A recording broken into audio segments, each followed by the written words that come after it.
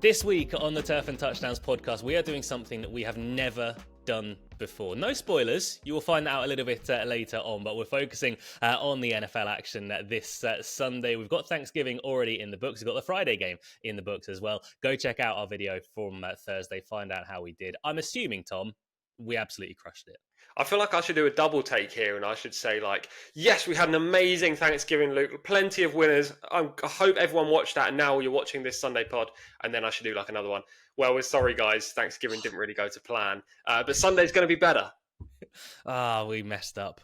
Wait, let's do some sort of ridiculous prediction. It's like, I couldn't believe Jahmyr Gibbs and David Montgomery got into a fist fight between each other. I've seen stranger things than that, I tell you. Honestly, they proper Kieran Dyer Lee Bowyered it, didn't they? That is Mate, that is a reference that all US watchers will have no idea about whatsoever. Leave a comment down below. If you get that reference, leave a comment down below. Just let us know that you understand it. And if you're American, we'll explain it to you. Not here, but we'll explain it to you at some point. But we are focusing on the NFL this weekend. It's harder, Tom, because we haven't got as many games because of Thanksgiving. There is that, but also we've got no teams on a bye. So I feel like it does feel like there are fewer games, but actually I don't know if there is. It's quite good to have all the teams back in action again. And obviously Thanksgiving was fantastic with 3 games and a game on the Friday as well with the Chiefs playing the Raiders. But Sunday's still where the action is, and hopefully we have plenty of winning bets coming up. I loved your Mr. Beast-esque intro, by the way, that little teaser, just telling the viewers there's something going to happen in this podcast. I am Mr. Beast at Mark II. I don't know about that, but carry on. I'm a few billion behind him, but I'm catching up. Let's tell you guys about our sponsor, who they don't sponsor Mr. Beast. He tried. He said, "Can you guys come sponsor me?" And I said, "Nope. We are loyal to the Turf and Touchdowns podcast." SBK, they're offering a 25% ACCA boost to use on this weekend's NFL matches. If you fancy my selections, Tom's selections, if you want to mix and match both of them, they might not be too much mix and match. We'll find that out. Then head over to SBK. You'll get a 25% boost on the ACCA front and discover all their fantastic offers. They've got plenty of them as well. Max stakes and T's and C's apply. 18 plus. Please gamble responsibly. Yeah, please do go over to SBK and use that offer. It's a big offer. You get a bigger return for your money. Why wouldn't you do it? You can't get that necessarily with any other firm. So there's a link down below in the description. Click that link, sign up if you haven't before. You'll also get £40 in free bets when you play your first £10. If that £10 is on the SBK NFL ACCA, you've got 2 offers in one. Go do it, guys. It's the place to do. You know what I like with that 25% boost? I like getting the accumulator and putting it all together and being like, oh, that's what it pays. That's not bad. Boom! Press the 25%. It's like loads more money. You're a hopeful guy as well, so you probably think, well, that's my money. Exactly. It's not yet come through, SBK. Need a word with you on that. Apparently, you have to have all your selections win. It's ridiculous. But we're going to try and find a few selections to win this week. Shall we talk about last week, Tom? No. Correct. Right, let's move on. What on earth for this week? Tom, I'll let you go first. Okay, mine's going to be a little bit different. As I always say in this segment, I don't want to rant every week. It gets a bit boring. So, what on earth? The Turpin Turn. I'm going to coin that phrase. I hope no one's actually said that so far. It's not really original. It's probably someone already has. But the Turpin Turn. If you didn't watch the Dallas-Washington game, firstly, head onto YouTube after this podcast, click onto Dallas and then Commanders replay and just watch some of the highlights. Firstly, incredible game. The fourth quarter was dramatic. There were lots of points, there were lots of twists and turns. And one of those turns came from Kevontae Turpin. You know what? I think it was one of the most elite moves that I've ever seen. Second only to Saquon Barkley earlier in the year with the backwards leap. It was incredible. He basically dropped the ball on a kickoff. And at this point, the Commanders had closed up to just within 3 points. It looked like they were going to fight back. There was 2 minutes 37 left in the fourth quarter, and Turpin muffed the kick. And everyone's thinking, wow, we can maybe tackle Turpin short, get a 3 and out, and then go down the field and win this game. Not so fast. Turpin had other ideas. He picked the ball up at the 1. He ran out about 10 yards. He put his foot in the ground, and it was literally Madden-esque. I don't know how he did it, but he spun away from the first defender, and then he has blazing speed. He's the fastest guy in the NFL this season, and he just went clear, just bombed away from all the rivals, and just scored a touchdown. It was one of the best plays I've seen in the NFL this season. Because it was special teams, I don't think it got the hype they deserved, but I'm going to say, what on earth, the Turpin Turn.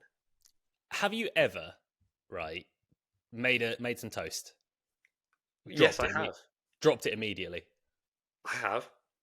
So you stand there in the kitchen, go, toast. That's what he did when he dropped the ball. he literally got it, put up for like, and he just stood there. Ah. He looked at it for a bit, didn't he? He was like, Yeah, oh no. It's like, well, get it. He throws that, picks it up and goes, psych, and he's off. It was a ridiculous thing I've seen on a football field for ages. All right, I'm done. End zone. That's it. And the turn itself was rapid. Yeah, incredible. I'm going to do my what on earth, but I'm going to rant because this... Did you say... Sorry, you say this to me. Did you say rant? Rant. It's absolutely rant, but carry on. I mean, I didn't know that you were from north of Watford Gap Services, but fair enough. You learn something new about people every single day. I'm going to rant in this, idiot. I'm going to talk about Quentin Johnston, a player that, look, I had no affinity with last week whatsoever, a guy that, honestly, he'd kind of won us over. He was terrible as a rookie. Couldn't catch a single thing. This year, he's been good. He's been getting touchdowns. He's been having good games, stringing them together. And then last week, Concrete Hands Johnston comes back out. He was dreadful. He was targeted by Justin Herbert, I think 5 times. I think 3, maybe 4 of them were absolutely egregious drops from him. He was absolutely woeful. 3 of them came almost on the last drive of the entire game. One of them, it's a catch he should be making. It was a more difficult one, fine. But Marlon Humphrey came away saying that he did absolutely fantastically. Marlon Humphrey got nowhere near the ball on that. It was just Quentin Johnston throwing the ball on the ground. Next play, Justin Herbert drops back. He's looking for someone to throw it to. He looks at Quentin Johnston. He's like, nah. He looks at someone else. He goes, anyone. Looks back at Quentin Johnston, wide open. Oh, I don't really want to. Has to throw the ball to Quentin Johnston. He just flaps his hands together and throws it on the floor. Absolutely horrific. I feel so sorry for Lad McConkey, who is absolutely brilliant over in LA, because you had Josh Palmer on the other side of the field running some of the worst routes you will ever see in your entire life. And poor Justin Herbert was having to throw it to either of those two guys because Lad McConkey was getting doubled in the middle. What on earth, Quentin Johnston? I'm going to throw Josh Palmer into this as well because that was dreadful late on in the game. They did so well to stay in the game, Tom, and then they just pooped their pants. Yeah, I think they'll be going after receivers in free agency and the draft this year, despite the fact that was their aim last season. And it's going to be tougher for the Chargers this week because they're without J.K. Dobbins. So, Herbert's going to be looking at these receivers again and hoping they make a play. To be fair to Quentin Johnston, he was very, very good in college for TCU. He didn't drop much, but then obviously coming into the NFL, it's not really gone to plan. I would like to slate him too. But as a Packers fan, as you can see, and the fact that Christian Watson dropped one of the worst drops I've ever seen last week, I can't really say much, to be honest. Good news for Packers fans, though. Romeo Dobbs, concussion, he's gone. That's not good news. The good news is that you get to bring someone else in who's got concrete hands in Dontavian Wicks. Yeah, exactly. Yes, I think Jaden Reed might be doing quite well. Yeah, Jordan Love is going to be out there throwing the ball to no one.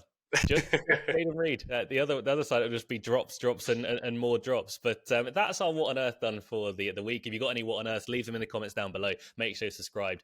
Leave a like on this video as well. That will be a massive help on our side of things. Let's get into our selections. I feel like every week I'm saying to you, Tom, do you learn your lesson?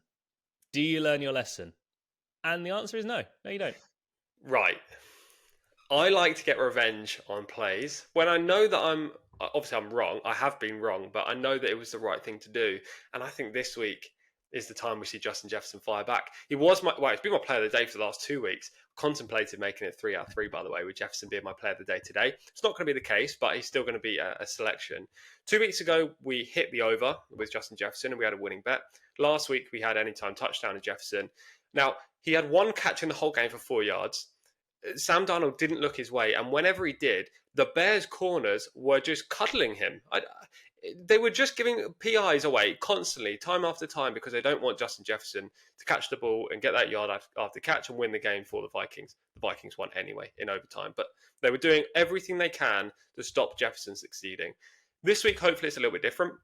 He plays against the Arizona Cardinals for the Minnesota Vikings. I'm going to take the over in yards again. He could get a touchdown. I wouldn't be mad if he got a touchdown, and obviously last week he didn't. But I'm going to take the yards. We need 80 or more. The line is currently set at 79.5.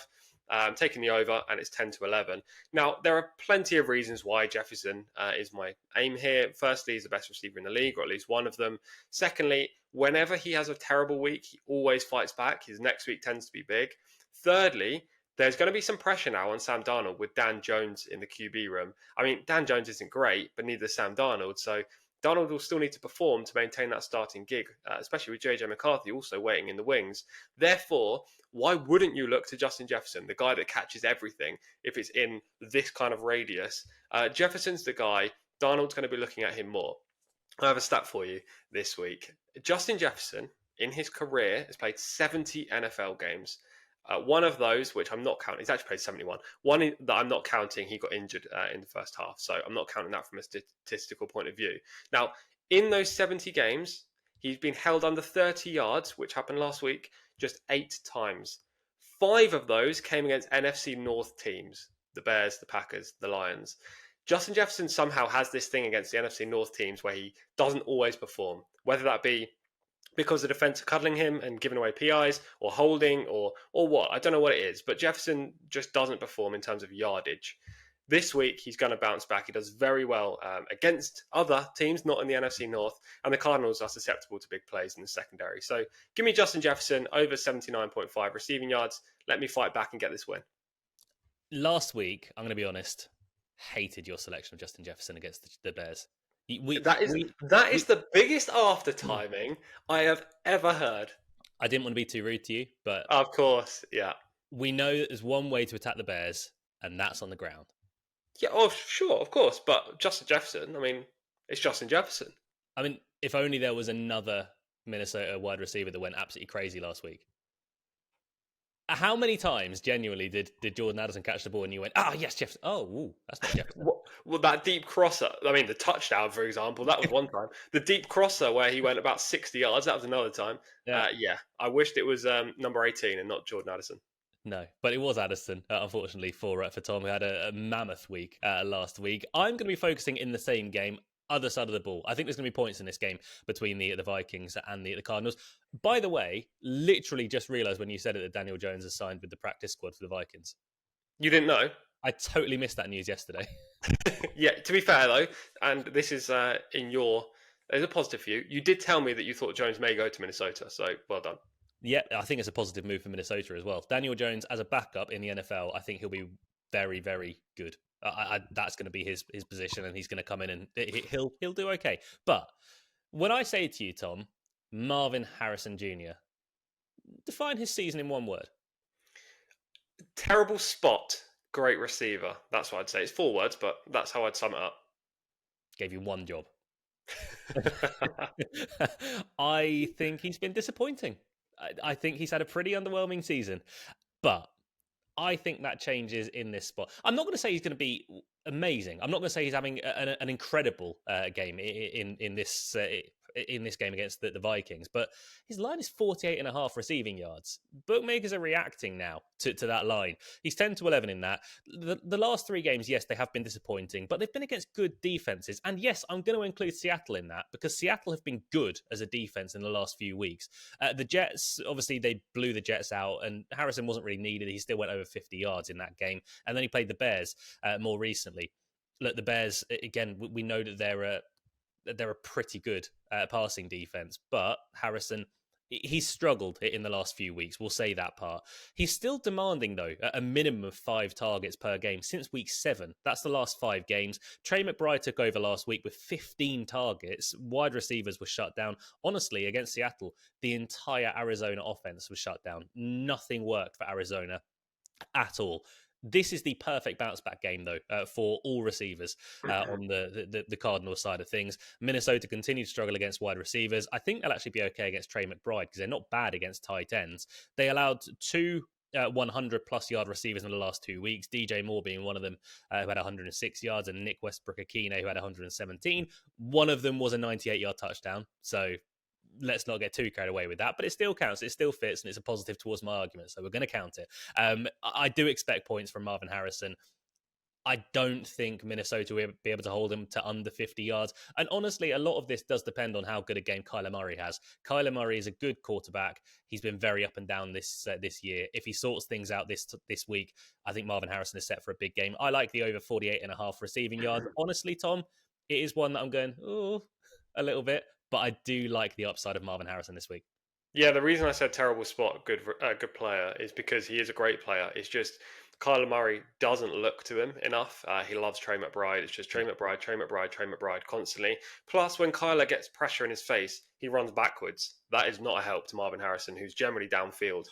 Same with Michael Wilson, who everyone thought was going to have another breakout year this year, second year in the league, but it's just not happened because he's generally too far downfield and Kyler just can't get him the ball. So that's the one negative for Marvin Harrison.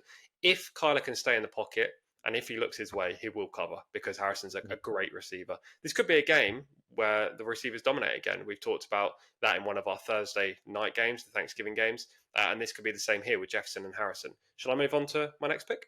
Yeah, go ahead. Why don't you go and hate on a Super Bowl champion? I'm going to do it. And it's a ex-Seattle Seahawks Super Bowl champion as well. So just to rub it into you, it's going to be Russell Wilson, my next play. This is like a very un-Tom Collins bet, I have to admit. It's an under. I don't like doing it. I don't like doing it. You did it on Thursday night. You did it on Thursday night. I'm doing it on Sunday. Russell Wilson, under 11.5 rushing yards, 10 to 11. That's my current bet. The line was actually 10.5. And I was going to put it up, but now it's gone up to 11.5. That helps even more, gives us an extra yard to play with. There are several reasons for this. Firstly, the Pittsburgh Steelers, who are obviously playing in this game, they have Najee Harris and Jalen Warren. So they've got two running backs. Therefore, Russell Wilson doesn't really need to be called up to run a QB run, designed QB run. So that's out the window. Secondly, he's older now. He actually turns 36 tomorrow on Friday. So he's one of the veterans in the league. He just doesn't want to run. He's not in that kind of Seattle era where he would scramble with his legs and make first downs. He's kind of staying in the pocket, trying to find his receivers or just hand off the ball to the running back. It's not as elaborate as it used to be for Russell Wilson. So far this season, he's played 5 games for the Steelers. In those 5 games, he has run for a total of 17 times, 17 attempts, but no more than 4 times in a game. It's been 3 or 4 every single game. So far, he's not gone over 10 yards in those games. So I don't know why the line is suddenly 11.5. So far this season, he's hit the under every time. And as I say, those scrambles, whether it be 3 or 4 in a game, generally not trying to get a first down, just out of the pocket, the gap is open in front of him, and he's gained 3 or 4 yards and just slid with his knees gone straight down, not like he's been tackled or anything like that. So I feel like unless there is one sudden burst from Russell where it completely opens up, there's no linebackers in front of him and he suddenly gains 12, then why would he cover this line? Secondly, and most importantly, if he's on even 12 or 13 by the end, coming towards the end of the game, the Steelers could win this matchup and then you could get the best way of victory of a player prop in the whole of the NFL, in my opinion, which is a kneel down to then hit an under. And that could be the case here with Russell Wilson. So give me under 11.5 rushing yards, Russell Wilson at 10 to 11. Going to be sweating this one out. Yeah, I quite like it. If Pittsburgh have a designed quarterback run, they're going to bring on Justin Fields and tell the whole world what they're doing. I don't know why they keep doing that. It's a terrible thing. Mike Tomlin, you're great. Stop doing that, though, because it just does not work. But I don't hate it. I like the fact as well that Jalen Warren is back and he's catching the ball plenty. But we saw that last week. Jalen Warren being back means that Russell Wilson has to run the ball even less. So I'm a big fan of that. I'm going to go for the not under, which is also known as an over. Texans Jaguars. So I'm going to go over 43.5 total points. That's 10 to 11. I think that might be a little bit low. It's a divisional matchup. We know that these two teams, they don't really like each other. But surprisingly, Trevor Lawrence could be back in this spot. Both defenses have struggled a touch recently. The Texans have allowed 31 touchdowns this season, and the Jaguars a joint second most at 37 touchdowns. The Jags also allow 414 yards per game. That's the most in the NFL. We know that the Jacksonville defense is not very good. The Texans last week, their defense didn't do too badly. 8 sacks, 2 fumble recoveries, and also a pick. They managed to absolutely bully on that front. And also, the Texans, despite having a good day, they also had a pretty bad day. They allowed 119 yards to Tony Pollard. They were torched on multiple plays for big gains. I think Trevor Lawrence being back is going to be a positive. I mean, being not Mac Jones is very much a positive. I think that's big for Brian Thomas as well. We mentioned the other day on the podcast that Brian Thomas, he's just about leading at the moment in rookie yards as a wide receiver. He needs Trevor Lawrence to hold on to that. It looks like Lawrence is going to be back. CJ Stroud has had ball security issues, so we've got a chance of points on the defensive side of things, albeit I'm not really hanging my hat on that. He did pass for 2 touchdowns last week. And importantly, Nico Collins looks back to his best. I know he missed a little bit of time, but he's looked so good in the last couple of weeks when he's been back. And just to spice it up as well on the Jacksonville side, Doug Peterson, he's surely out of a job. He needs to win this to keep his job. Last time that we saw the Jaguars play, yes, they were against the Lions, but they had backups in almost every single position. You can't judge them on that. You can't fire a guy on that. But if he doesn't win this game, I think Doug Peterson might be gone. So, look, everything points towards 2 teams that need to fire in a big way. I'm going to take the over 43.5. I'm expecting fireworks in this one. I'm gonna controversially say this is the one I don't love. I don't hate it because I like overs generally, especially in total points, and also it's a low number, so I don't hate it. The one reason I don't love it, these 2 pass rushing defenses are pretty strong, especially Houston with Will Anderson and Danielle Hunter, both of whom actually feature in the top 5 for sacks in the NFL this league. So I wouldn't be surprised if Houston sacked Trevor Lawrence several times, and therefore that means a lack of points. But also, CJ Stroud is the most sacked QB in the league. Like, Houston's O-line is shocking. Mm-hmm. So you need to have limited amount of sacks, I think. If that happens, sure, you'll probably hit the over here. But I'm just a little bit cautious about how these O-lines and D-lines are actually going to play. Do you know how many points were in the game on the return fixture earlier on in the year? I know that Tank Dell scored a touchdown. Does that help? I mean, it's not what I asked, but goal for you. 44, so it just barely scraped. But one thing to mention as well, Houston blew out Jacksonville in the first half, and I think they had to wait until like the final drive to score their game-winning touchdown. So we know that there are points available between these 2 teams. I like the over. I think Tom sucks. Well, that's absolutely fine. Look, I'm not betting in the game, so I hope you are right. I'm just airing my cautions, you know. Is it just because I slagged off Justin Jefferson? No, screw you.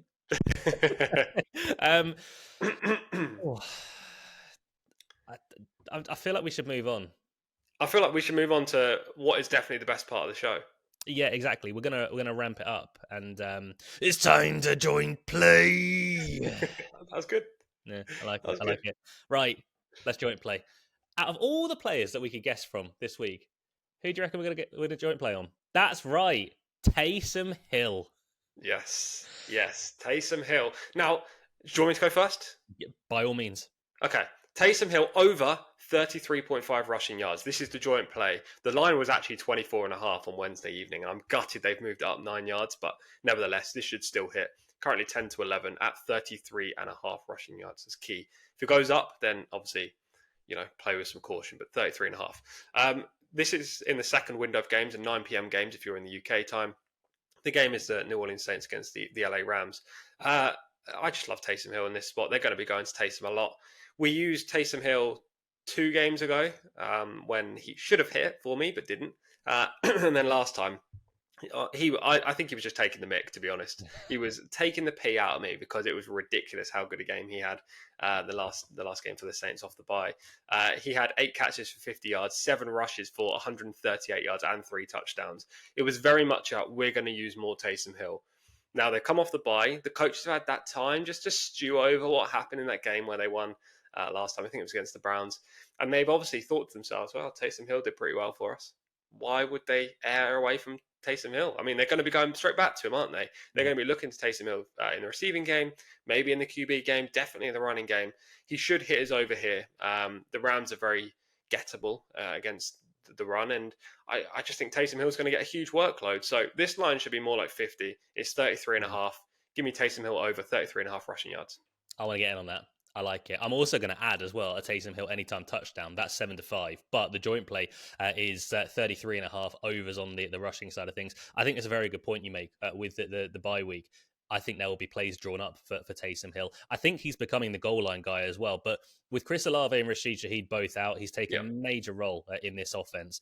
last week, 2 weeks ago, but last game, he touched the ball 17 times. Ridiculous. He threw a couple more as well. Obviously, passing we don't really care about for this bet, or for either bet, but they're using him in all facets of the game. I know he's been relevant in years gone by. Not this relevant, though. 17 touches is a lot for Taysom Hill. He's also had 8 carries in the red zone this season. 6 of them have come inside the 10 for 4 touchdowns. 6 touches inside the 10, 4 of them have been touchdowns is ridiculous. It seems that Taysom Hill, as I say, is becoming the goal line guy. Darren Rizzi, the new coach who's taken over from Dennis Allen, has made a big effort to get him the ball. They're looking away from Alvin Kamara a fair bit in this spot, who's obviously just got money. And as you say, Tom, the Rams, they are susceptible against the run. Saquon Barkley last week, and I know this is Saquon Barkley we're talking about, who shouldn't be compared to Taysom Hill in any way, shape, or form. Rushed for 255 yards, three running back touchdowns, including one for Kenneth Gainwell last week as well. The Rams, I think the Rams probably win this game, but I think Taysom Hill does everything he does, or everything he possibly can to stand in their way. Yeah, if the Saints are going to win, they need to win in the trenches because, as you say, with the wide receiver room right now looking extremely thin, I mean, Chris Olave is obviously probably done for the year. Rashid Shaheed's done as well. He's on IR. Bub Means, the rookie, he's done. So what they got MVS, who is literally a deep threat, and that's it. They got Mason Tipton. I didn't even know about him before this season. They just don't have much out wide. Derek Carr's been okay this season. He's not been amazing. So they're going to lean on the run. That's going to be Kamara. That's going to be Taysom Hill. That's the only way they win. I think the Rams do win as well, but the Saints aren't a complete write-off in this matchup, and they need to win if they're to stay alive in the divisional race. So I think they're going to be leaning all over Taysom Hill here. This line is too low, and I was very keen or close to putting this up as my play of the day, but I just veered away from it last minute. Yeah, I get it. It's one that I expect to land. That is the joint play for the week with Taysom Hill over 33.5 rushing yards. I'm going to take the touchdown as well. Anytime touchdown at 7-5. That was fun. I like doing joint plays, Tom. Should we do another? Oh, let's do it. I want you to do a Triple H thing this time, though. Oh, I don't think I've got it in me. Give it a go. Wait, what is it again? It's the joint play, but really gruff your voice up. I was hoping you were going to do it. It's time for the joint play. I like it. Thank it. Better than I thought. When you lost your confidence, I was like, this is going to be terrible. The voice has been playing havoc with me all morning. I mean, probably in this podcast, you've heard me cough about 4 times. So, I'm glad I came through. How much talking have you done this morning? Too much, honestly. I'll tell you what, as a treat, I'll take the lead then. Thank you. This one. I thought that this was a pick where you were going to bully me for. When I put it down, I was like, I'm going to have to find a way to defend this because there's no way Tom's on board with this. He's going to be very anti it. Lo and behold, joint play. We got a joint play, which has never been seen before on the Turf and Touchdowns podcast. This is incredible stuff. And mate, we're in double territory here, aren't we? I mean, people who are watching this are probably thinking, which ones of all of our bets should we, or of all of their bets should we play? These 2 joint plays, we both love it. So why not play a double and do it with SBK? Smush them together, make a joint play baby. Do that. Too far. Gross. You could think of all the wonderful players that we've got in the NFL. There's just some brilliant players. You got Saquon Barkley, you got Justin Jefferson, you got Jalen Hurts, who's been brilliant for us. Bijan Robinson, you got so many of them. Who could the joint plays be? We've got Taysom Hill. Adam Thielen is the other joint play. Over 38.5 receiving yards. I think that is stupid low, by the way, on the Adam Thielen line. He's 10-11 in that. He returned last week. He got injured catching a touchdown a few weeks ago. He was put on IR. He's missed a few weeks, but he returned last week in a limited role. He managed 3 catches for 57 yards on 4 targets. He only took the field for 61% of those snaps. Now, Adam Thielen is almost in every single play guy. He's always out there. In week 2, for example, he was out there 94% of the snaps. That was his week before injury. So that's kind of what I'm expecting him to get back to, regards to the 61% from last week. He formed a rapport with Bryce Young last year as well. If you see the way they started off the season, he had 6 double-digit target games in the first 11 weeks. I think that is something that he could absolutely return to. Jatavian Sanders, obviously last week, he had a scary-looking injury.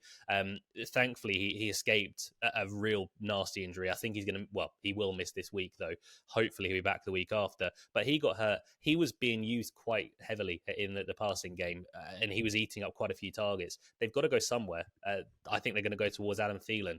Xavier Leggett, I think, will have a relatively big game as well. And look, I'm not a massive Bryce Young fan. I was never a massive believer. I scoffed when Carolina took Bryce Young over CJ Stroud, and it was, yes, probably still the wrong decision. But Bryce Young didn't look bad last week, and against a good defense as well in Kansas City. He almost managed to lead Carolina to beat Kansas City, but I think his guy's back here, Adam Thielen. I think Adam Thielen can return to 8, 9, 10 targets. I think he's going to smash this line of 38.5. Honestly, Tom, I said to you earlier on, I think this line is probably short about 20 yards, and I stand by that. I think 38.5 is incredibly low. Yeah, give me Adam Thielen over 38.5 receiving yards as well at 10 to 11 in the Carolina Panthers game. I completely agree with everything you said. Only things I can add are he still looks to have his explosiveness after that hamstring injury, which doesn't always happen. Last week against the Chiefs, he looked pretty good. Secondly, he's a deep threat. He runs a lot of crossing routes, and therefore, if he does get a catch, he's generally going to be get a chunk of yards rather than like 5 or 6, which is a help for our receiving line, especially when it's so low. And thirdly, the Tampa Bay Buccaneers are giving up the 4th most amount of passing yards per game. So everything kind of looks towards Adam Thielen in this spot. Xavier Leggett, again, he could easily hit his over as well, but Thielen's a little bit more trustworthy. Bryce Young is going to look to him. He's the number 1 read. So yeah, give me Thielen. Yeah, absolutely. That's the double joint play. And one thing I will say, we never discuss our selections before we put them into... We've got like a little chat where we put all our selections in, and it just makes things easier. We never discuss them, and we've both managed to come up with Taysom Hill and Adam Thielen as 2 strong bets for the week. But I'm going to take a back seat now, Tom. I'm all done. Over to you. Yeah, one bet left. My 5th bet this weekend. It's in the primetime game. I always like to put a play up in the primetime game. And it's a good game as well. Obviously, the Eagles are playing in it. Good game. Sorry, Eagles against the Ravens. It's a pretty good game. Wait, is it against the Ravens? It is, isn't it? Yeah. Yeah, Eagles against the Ravens. Strong start. You're doing great. It's been a long podcast. Yeah, the guy I'm looking at here is Saquon Barkley. Obviously, rushing yards is where everyone's going to look at, but the Ravens are a good team. I say this every single week. They're one of the better teams, if not, well, no, they're not the best. The Lions are, but they're in the top 3 teams, in my opinion, in the NFL so far this season. Obviously, I'm on an anti-post bet for the Super Bowl as well, so I'm hoping they continue this role.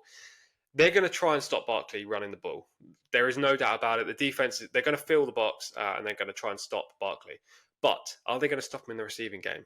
I don't know. So give me over 16.5 receiving yards for Saquon Barkley at 10 to 11.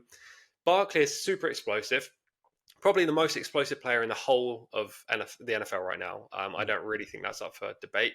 Every week he seems to be firing off huge runs, scoring numerous touchdowns, making incredible plays. He's very much like the Ashton Genty of college football right now. If you don't know, make sure you know about Genty, by the way.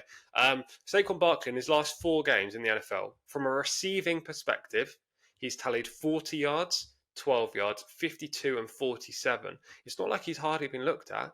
Barkley's getting the ball in the receiving game, and he's making big plays. Why is the line 16.5 in this spot? It makes no sense to me. I think it should be a lot higher.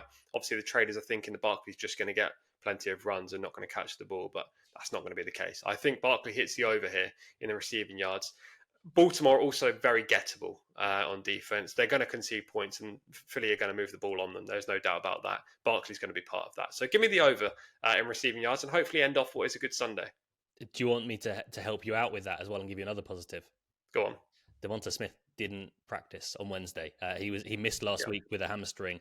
He didn't practice on Wednesday. Obviously, Thursday is the one that we want, and Thursday is the one that is going to tell you a fair bit more. But with the absence of Devonta Smith last week, when Saquon Barkley was going absolutely crazy, Barkley had 4 catches and 4 targets. So that's a big help. Yeah, it really is. I don't even think he needs the help, but when obviously one of your leading players is out, then it's just going to increase what could be a good target share for Saquon. Mm-hmm, absolutely. So that's Saquon Barkley over 16.5 receiving yards for Tom.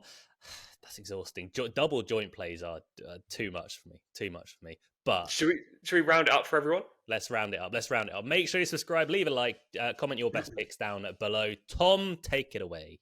Okay, five bets, NFL Week 13 this weekend.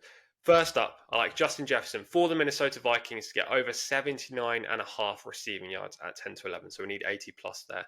Hopefully Jefferson can get me some revenge after last week. Secondly, Russell Wilson for the Pittsburgh Steelers under 11.5 rushing yards at 10 to 11.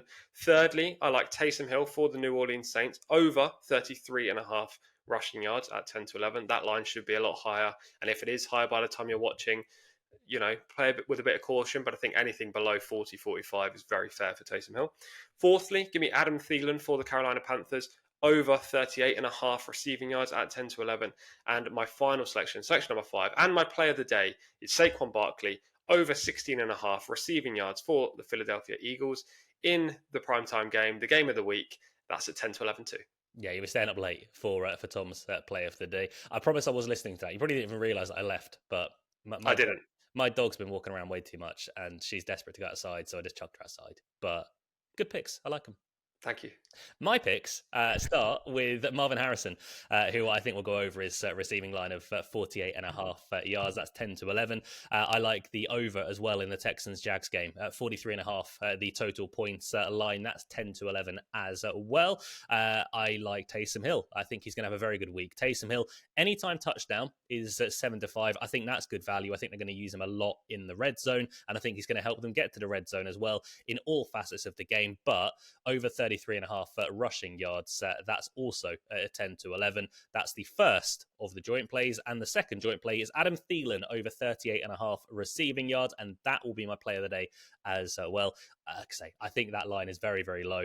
I think 38.5 is something that Adam Thielen can eclipse quite easily. Hopefully, Bryce Young turns up once again, and the Carolina Panthers don't turn back into the Carolina Panthers. That's the one slight concern, but Adam Thielen, I think, will be absolutely okay.